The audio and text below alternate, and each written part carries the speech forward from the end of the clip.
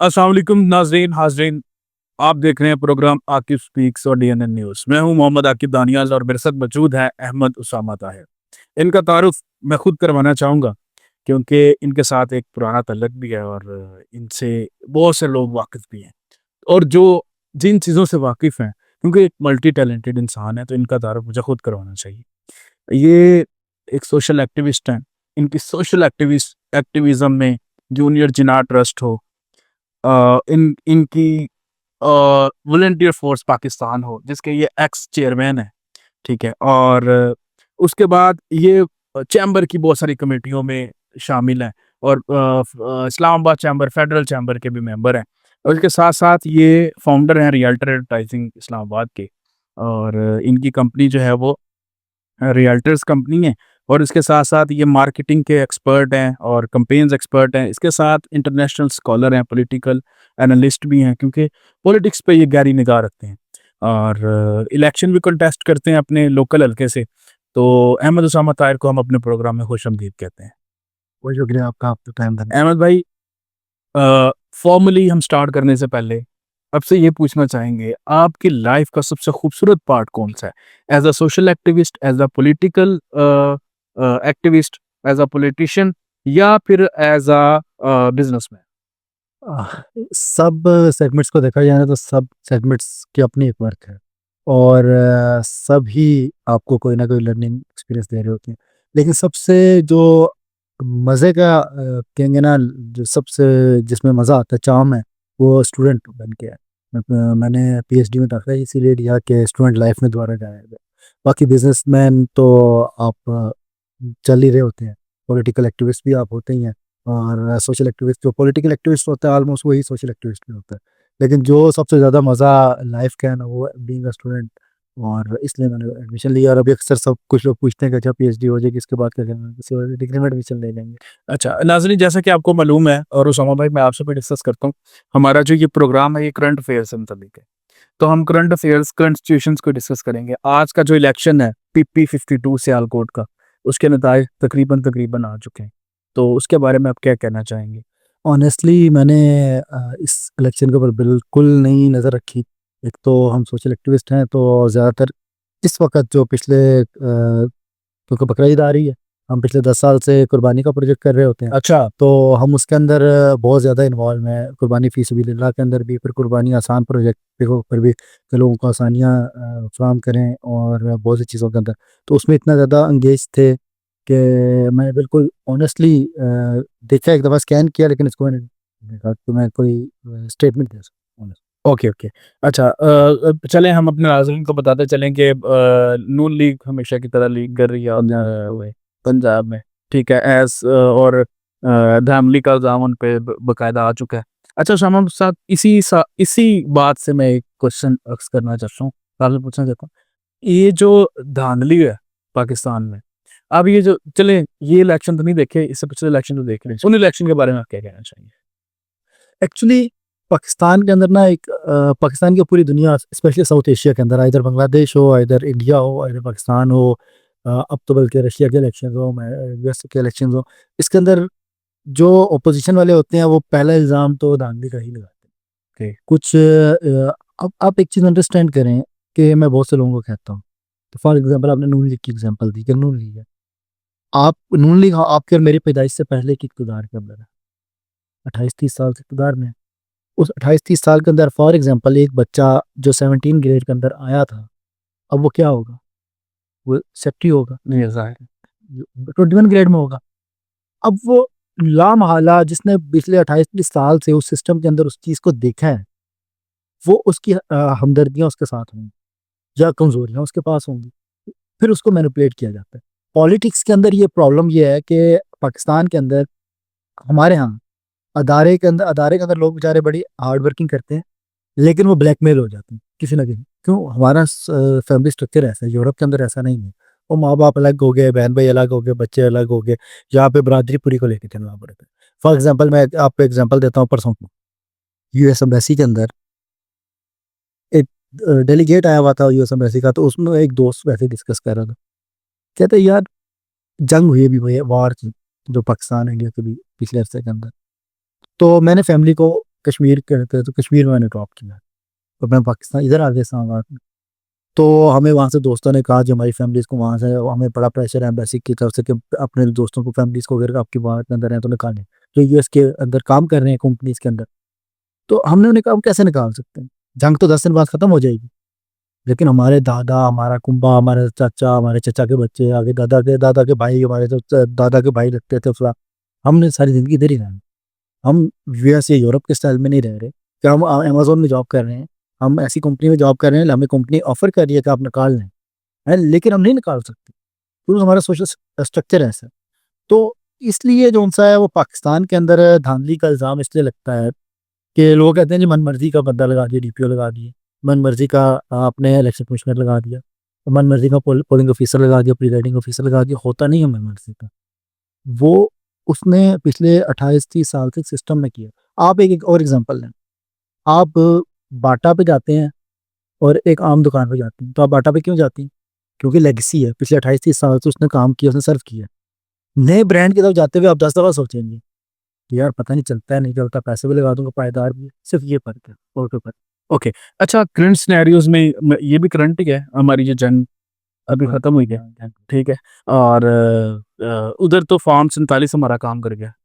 मतलब 45 के नताइज आ रहे थे कि इंडिया हमला कर रहा है, और फिर अचानक पाकिस्तान ने हमला किया और नताइज चेंज हो गए। एग्ज़ैक्टली ऐसा। अच्छा, वो 47 ये हमारे लिए बहुत अच्छा है। अच्छा, इसी बात से मेरा एक क्वेश्चन इसी से रिलेटेड है कि हमारी एस्टेब्लिशमेंट पे जो तनकीद की जा रही थी, उन 3-4 दिनों में बड़े पैनिक डेज़ थे। उनमें जो तनकीद आ रही थी, एक मखसूस तबके की तरफ से भी और कुछ एक्टिविस्ट की तरफ से भी, ठीक है?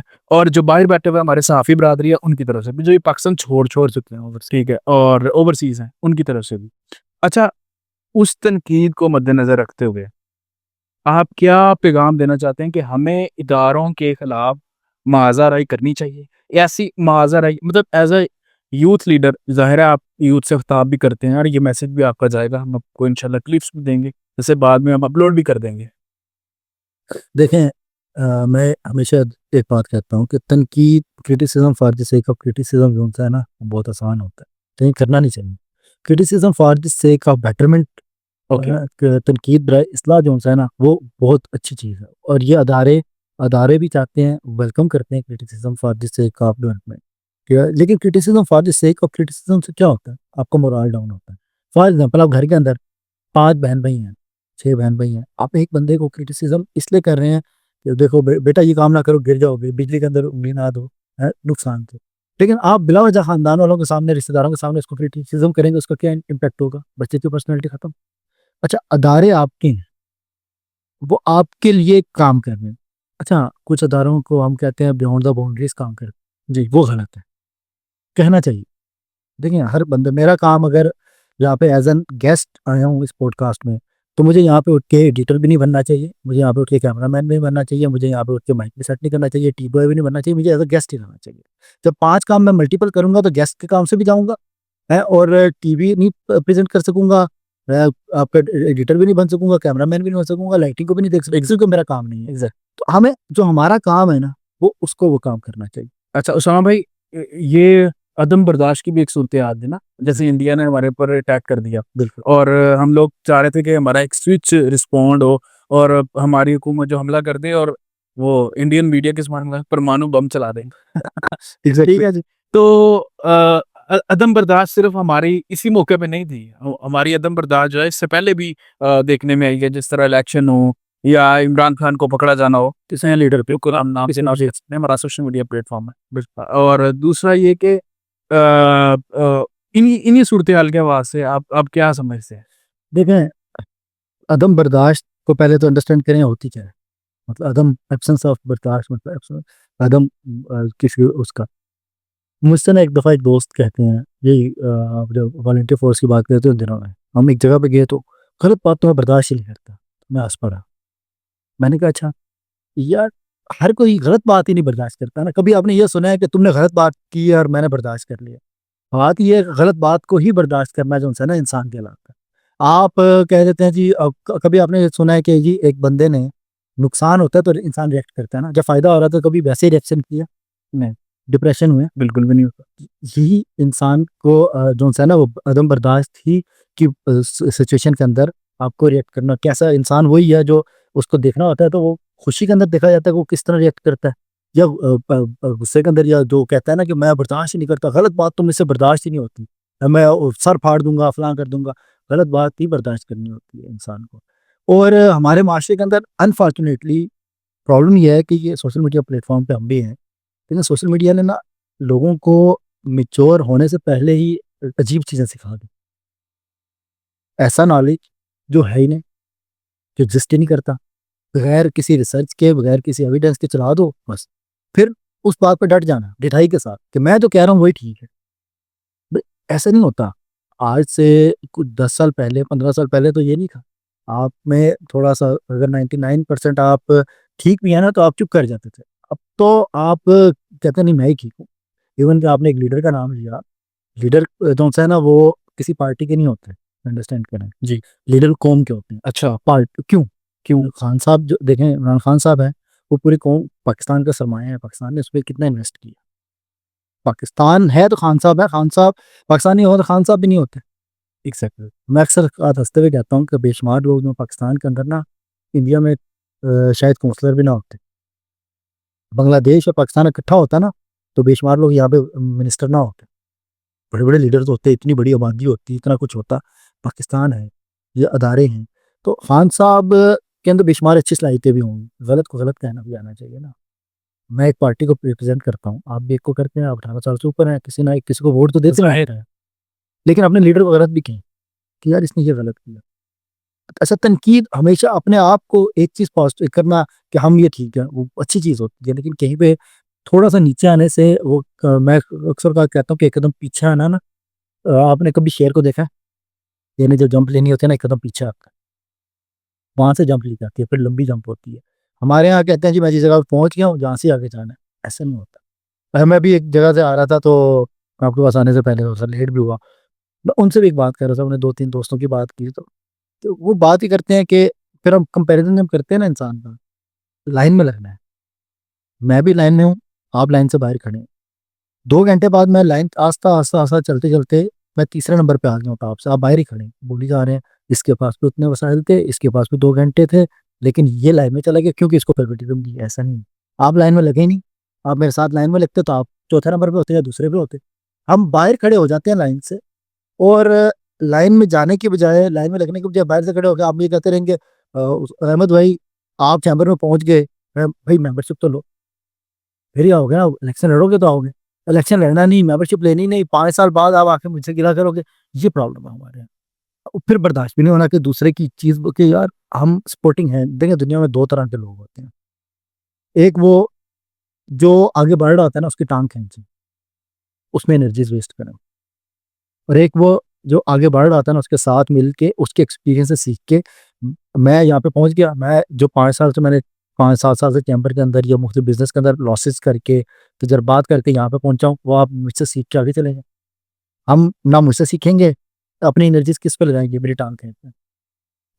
उससे क्या होगा, आप और डिप्रेस होंगे। मैं तो आगे बढ़ता रहूंगा लेकिन आप डिप्रेस हो जाएंगे। ये एक प्रॉब्लम है हमारे यहाँ। अच्छा उसामा भाई, ये सारी चीज़ें तो रिकरेंट सिनेरियो से मुतल्लिक थी और अदम बर्दाश्त भी था। अच्छा, बिजनेस में, एज अ बिजनेसमैन, आप आपकी फील्ड भी रियल्टर्स की है और प्रॉपर्टी से रिलेटेड आपका काम है, तो अब पहले तो अपने काम के बारे में भी थोड़ा सा बताएं ताकि हमारे नाजरीन भी इस्तेफादा हासिल कर सकें और जो लोग कांटेक्ट करना चाहते हैं वो भी करें मुस्तनिद ज़राए से। और दूसरा ये कि ये जो डाउनफॉल आया प्रॉपर्टी पे, जो हमने सुना है, हमने देखा नहीं है क्योंकि हम इस फील्ड से रिलेटेड नहीं है। जो हमने सुना है कि खान साहब की हुकूमत गई है तो प्रॉपर्टीज है गिर इफेक्ट हुआ है, प्रॉपर्टी इफेक्ट हुई है, आपकी इकॉनमी इफेक्ट हुई है। और प्रॉपर्टी वाले तो इतने इफेक्ट हो गए हैं जी, ऑफिस बंद हो गए हैं, लोगों ने अपने कारोबार बंद करके और सौ बिजनेसेस भी स्टार्ट कर दिए। ठीक है, तो इसके बारे में भी थोड़ा सकता है। देखें, ये भी अदम बर्दाश्त की एक एग्जांपल है। एक्चुअली हमारे यहाँ प्रॉब्लम है। पहले अपनी सर्विसेज बता रहे हैं प्रॉपर्टी। सब बिजनेसेस के अंदर तो मल्टीपल बिजनेसेस हैं, आईटी सर्विसेज भी हैं, हम रियल एस्टेट की सर्विसेज भी दे रहे हैं, सेल परचेज भी करते हैं, हम मार्केटिंग भी करते हैं, प्रोजेक्ट्स कंक्रीट प्रोजेक्ट्स अपने बना के भी सेल आउट करते हैं, मार्केट की चीज़ें भी उसके अंदर भी हम सर्विसेज प्रोवाइड करते हैं कि कोई भी इस्लामाबाद तौर पे नहीं करता, इस्लामाबाद के अंदर खास तौर पे। उसके अलावा रेनोवेशंस के प्रोजेक्ट, कंसल्टेंसीज इससे रिलेटेड। इसके बाद जो सर्विसेज प्रोवाइड कर रहे हैं ऑर्गेनिक फूड का, अभी हमने जैसे कुर्बानी का प्रोजेक्ट के साथ साथ ऑर्गेनिक फूड का हम काम कर रहे हैं।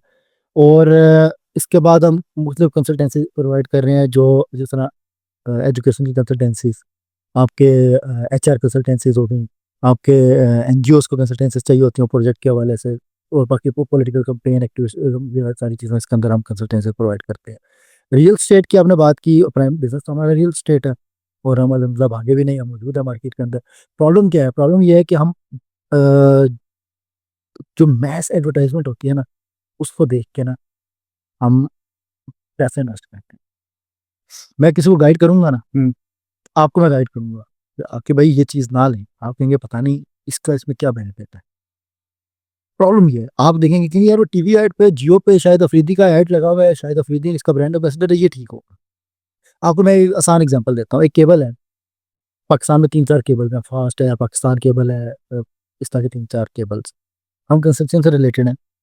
मैंने एक केबल वाले ब्रांड से पूछा, मैंने कहा यार हमारी केबल नहीं, आप सिंपल ब्रांड की लें, उसमें फलां की लो। मैं कहा क्यों? उन्होंने कहा देखो, मैं यहाँ पे GM था, मैंने डिज़ाइन किया है, लेकिन मैं इसलिए मशवरा दे रहा हूँ कि आप सिटी रोड पे जाएंगे तो आप देखेंगे XYZ कंपनी की केबल लगी हुई है, वो जो 7 लाख का होर्डिंग लगा है ना, उसका पल्ले से तो नहीं देना, आपसे लेगा। जब वो फी बंडल कॉस्ट में जाएगा ना, तो 200 रुपये बढ़ जाएगा। आप तो एडवर्टाइजमेंट के पे कर रहे हैं। हमारे यहाँ प्रॉब्लम क्या हुआ, हमारे यहाँ ये जो आप जिस विसिनिटी के अंदर स्टूडियो है ना, यहाँ पे लोगों ने क्या किया, बड़े बड़े ना ऑफिस लिए रेंट पे बड़ी बड़ी गाड़ियाँ ली। लोग आए, देखा रिसेप्शन पे अच्छा बंदा बैठा हुआ है, खुश अखलाक है, उसने आपको चाय पिलाई, काफी प्रेजेंटेशन बहुत अच्छी थी, ऑन ग्राउंड कुछ भी नहीं था। आप बड़े सेटिस्फाई हुए, हाँ इतना बड़ा ऑफिस है, गाड़ियाँ रखी हुई हैं, गार्ड रखे हुए हैं। अब क्या होता है, वो पैसे आप देखिए अरबों रुपए खरबों रुपए इसी विसिनिटी के अंदर, नाम मैं नहीं लेता, अब वो लोग रो रहे हैं, और गार्ड्स भी नहीं मिलने देते।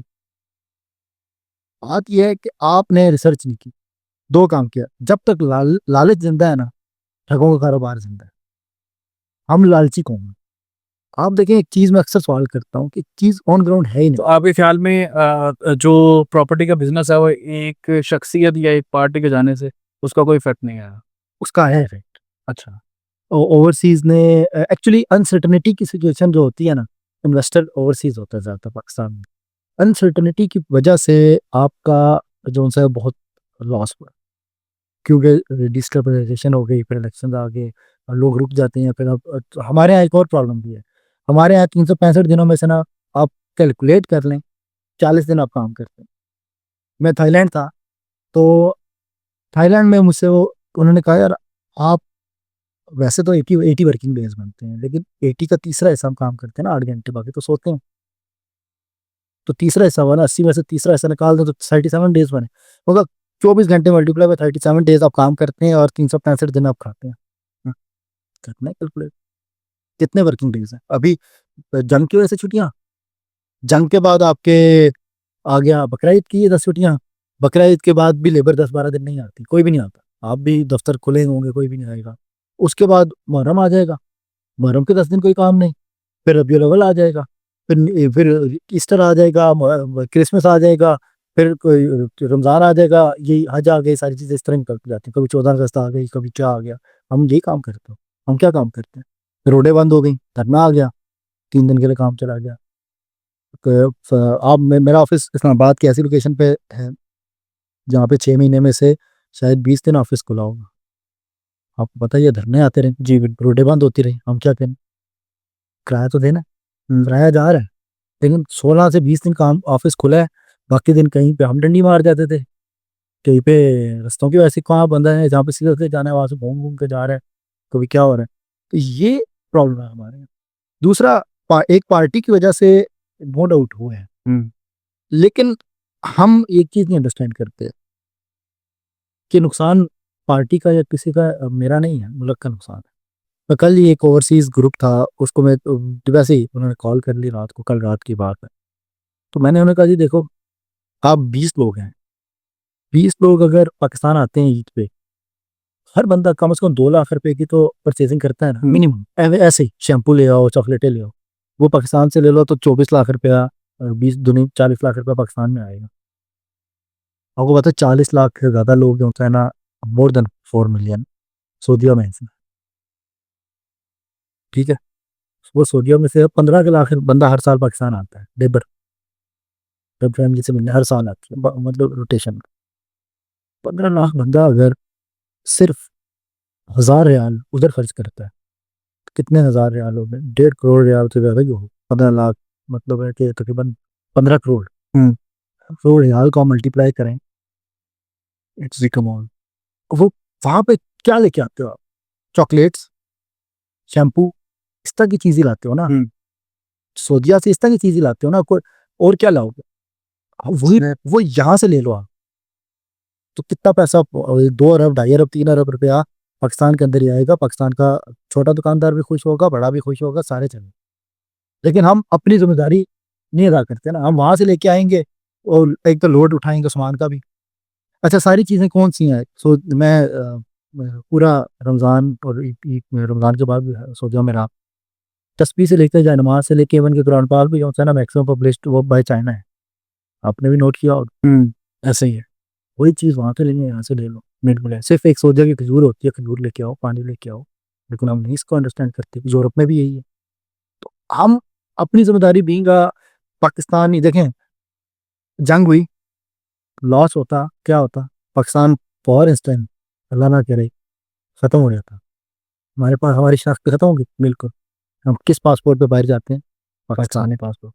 हमारे पास शनाख्ती कार्ड कौन सा है? पाकिस्तानी। हम जो मर्जी कहला लें, जो मर्जी किसी भी पार्टी के हों, जितने मर्जी बुरे हों, जब बाहर होते हैं तो क्या कहलाते हैं? ओवरसीज पाकिस्तान। तो जब पाकिस्तान है तो हमारी शनाख्त है। और अब तो अल्लाह का शुक्र है, इस वार के बाद तो हम हमारी अल्लाह ने इज्जत इतनी ऊपर उठा दी। अल्लाह ने उसको वेट ने वीजा खोल दी। वीज़ा खोल दी 19 साल बाद खोल। बिल्कुल ऐसे ही। तो बेशुमार ममालिक ने हमसे, हम चैम्बर में हमसे बायलैटरल डायलॉग्स पे बात की, हमें बहुत रिस्पेक्ट मिल रही है। हर कोई ऐसे ऐसे लोग हमें रिस्पेक्ट कर रहे हैं कि इमेजिन नहीं कर सकते थे। यूएस जैसा जो है वो आपसे डायलॉग पे आ गया था। बिल्कुल ऐसा ही। क्यों? सिर्फ आपके एक इन्हीं अदारों की वजह से है ना। वरना कहाँ से आना? अच्छा उसामा भाई, कंक्लूजन क्वेश्चन है, लेकिन आपसे आपकी मेरे ख्याल से दिल के भी बहुत करीब होगा। खैर के काम, खैर के काम का इंसान की ज़िंदगी में कितना बड़ा पार्ट होता है और ये कब तक इंसान को करने चाहिए? देखें, खैर का काम जो है ना, कोई भी काम आप कर रहे हैं ना, वो खैर का काम है। अब किसी को आपने रास्ता समझा दिया, वो भी खैर का खैर का काम है। गुजरते हुए आपने अगर पत्थर है वो भी साइड में कर दिया, आपकी इस्तात के मुताबिक है। और किसी के बारे में अच्छा गुमान रखना भी खैर का काम है। आप लेटे में आप सोच रहे हैं कि आप भी कारोबारी हैं, मैं भी कारोबारी हूँ, किसी ने आपको पेमेंट देनी है या मैंने किसी की देनी है, तो मैं सोच रहा हूँ यार मेरे पास जैसे कोई मामला होंगे मैं उसके ये मामला क्लियर कर दूंगा, गुमान अच्छा रखा। आपको मैं एक एग्जांपल देता हूँ। एक बंदे ने इस 2 हफ्ते पहले किसी के पैसे दिए थे। वो आया इस्लामाबाद, जब आता था तो उससे रब्ता करता था, मुझसे भी किया। तो मुझे जिस दिन उसने मुझसे रब्ता किया है, सुबह 9 साढ़े 9 बजे तकरीबन इस्लामाबाद, मैंने नहीं रिस्पॉन्ड किया। मैंने कहा 2 घंटे तक करता हूँ फ्रेश होकर ऑफिस जाते हुए। 1:30 बजे 1:12 पे कॉल है, उसकी डेथ हो गई। समझ लो है। अब मैं सोच रही हूँ यार ये तो है ही ऐसा, मैं नहीं मिलूंगा, फलां नहीं होगा ये। जिंदगी इतनी अनसर्टन है। तो आप अल्लाह भी कहता है ना, जैसा मुझसे गुमान रखोगे मुझे वैसा पाओगे। इसलिए खैर का काम जो है ना, वो आप जब चलना शुरू करते हैं, बोलना शुरू करते हैं, वहां से लेके आप आखिरी दम तक खैर का काम है। और खैर का काम जो है ना, वो ये नहीं है कि मेरे को बहुत पैसा होगा तो मैं मसाजिद बना दूंगा, कुर्बानी कर दूंगा, यतीमों की शादियां कर दूंगा, फला, ये नहीं है। सबसे मैंने कहा ना, सबसे छोटा सा काम ये है कि किसी के बारे में रात को सोते हुए जो है ना, अच्छा गुमान करके भी सोना, ये भी खैर का काम है। इससे आप भी मुतमईन होंगे। ये अदम बर्दाश्त की भी एक बात है ना, कि हम अदम बर्दाश्त की वजह से ना एक दूसरे के साथ टेंशन रिफ्ट क्रिएट करते हैं। एग्जाम्पल है ना, हमारे एक दोस्त के हम एक गाँव में थे, तो पंजाब की साइड पे, उसने कहा मैंने फलां और भाई की तरफ नहीं जाना। क्यों? मैंने कहा, यार वो मेरा पता नहीं बच्चा हुआ था, वो नहीं आए थे। अच्छा, अब उसका बच्चा हुआ, मैंने किया। मैंने कहा फिर क्या हो? अब चुप। वो कहा, बस मैंने नहीं जाना। अच्छा ठीक है, नहीं गए। अब आगे ईद आ रही है, तब ईद आ रही थी, बकरा ईद आ रही थी। मैं नहीं जाऊंगा। अब फिर क्या होगा? अब उसके बाद फिर का जवाब नहीं है। 2 या 3 फिर के बाद क्या मैं आकिब से कोई चीज़ गलत कर देता हूँ, आकिब मुझसे एक दफ़ा नहीं मिलेगा, फिर क्या होगा? आकिब कुड़ता रहेगा। अच्छा, अपना सुकून बर्बाद करेगा अपना। हमने ये जो अदम बर्दाश्त की वजह से ब्लड प्रेशर हो गया, हैं, हमने जो है ना बेशुमार बीमारियां अपने ऊपर जो हावी की हैं वो इसी वजह से। ना नींद पूरी होती है हमारी, ना सुकून है ज़िंदगी के अंदर, उसको देखा तंग। तो अपनी ज़िंदगी के अंदर आसानियाँ लाने के लिए हमें जो है ना गुमान भी अच्छा रखना चाहिए, ये खैर भी है और हमारी सेहत भी अच्छी रहेगी। इस ऑनेस्टली देखें, लॉस होता है, कारोबार करते हैं ना हम, कारोबार की एक आसान एग्जांपल है, ज़्यादा क्या होगा, लॉस हो जाएगा। अगला बंदे के साथ आप ज़्यादा से ज़्यादा फील हो जाएंगे ना, इससे लॉस हो गया, कोई बात नहीं, अच्छा गुमान रख लो, अल्लाह की ओर से दे देगा। मैंने जब मैं जॉब शुरू की तो मेरे एक उस्ताद ने ना, मैं ना थोड़ा सा चाय लेट आई, मैंने डांट दिया उसको। मुझे जो मेरे इमीडिएट बॉस थे ना, उन्होंने मुझे कहा यार हाँ, अच्छा उस डायरेक्ट नहीं कहा ना, वो नमाज पढ़ने चलते, हम जोर की नमाज पढ़ के वापस आए। तो यार मैं एक बात सोचता हूँ, इंसान का क्या प्यार है, मैंने कहा, क्या कहते, एक टांग पे की, हम एक टांग पे खड़े हो गए, 2 मिनट लगाए उन्होंने, उनका दूसरी उठाऊं, 10 सेकंड में गिर गए, इतना सच प्यार है। हम एक टांग पे खड़े होते हैं, दूसरे पे खड़े नहीं हो सकते। उसने कहा चलो उन्हीं जो ना, अब वो होता है सोमालिया में ड्रोड और फैमिन आया था, कहत और ये सारा, कोई यार अगर सोचो, इसमें हमारा क्या कमाल है कि हम इस घर में पैदा हो गए, अल्लाह ने हमें पढ़ा लिखा दिया, कोई कमाल है? नहीं, बिल्कुल नहीं। कि मैं आपके पास, इसमें मेरा क्या कमाल है कि मैं आपके पास यहाँ पे बैठ के एज अ गेस्ट इंटरव्यू दे रहा हूँ, और एक बंदा आया था, वो हमें चाय दे के गया, अल्लाह मुझे मेरा रोल चेंज करता, मुझे चाय वाली की जगह पे खड़ा कर देता, वो इधर बैठा होता, मैं अल्लाह ताला की तरफ से है, तो हम फिर उतराते किस चीज़ को? बिल्कुल ऐसे।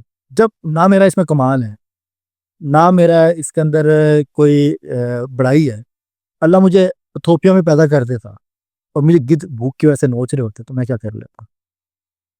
मतलब हम बड़े, तो इसलिए हम, अगला बंदा जो है, हमें अदम बर्दाश्त के साथ साथ, हमें अपने अंदर थोड़ी सी बर्दाश्त के साथ साथ एक चीज़ है कि सबसे अच्छा खैर का काम ये है कि उसके लिए अच्छा गुमान रख लो। अगर उसकी कोई हेल्प नहीं कर सकते, या उस दुनिया के अंदर कोई अच्छी हेल्प नहीं, मसाजिद नहीं बना सकते, पानी का वो नहीं लगवा सकते, फिल्टर प्लांट के वसाइल हैं, तो आप कह देते हैं ना, लोग कहते हैं यार मेरे को वसाइल नहीं है। अच्छा कोई आपसे कह देता है कि यार मैसेज बेशुमार आते हैं, किसी की शादी है, यतीम बच्चे की, किसी की फीस नहीं होनी, आप उसको बुला, तुम्हारा काम ही ये है पैसा मांगना, फला, उससे कह यार अल्लाह तुम्हारी मदद करे, बिल्कुल ऐसा ही, ये तो कर सकते हैं ना, बिल्कुल कर सकते अल्फाज से। तो बस ये है कि आप किसी से भी खैर का काम अपने आप से शुरू करते हुए, सिर्फ सबसे आखिरी है कि गुमान अच्छा है।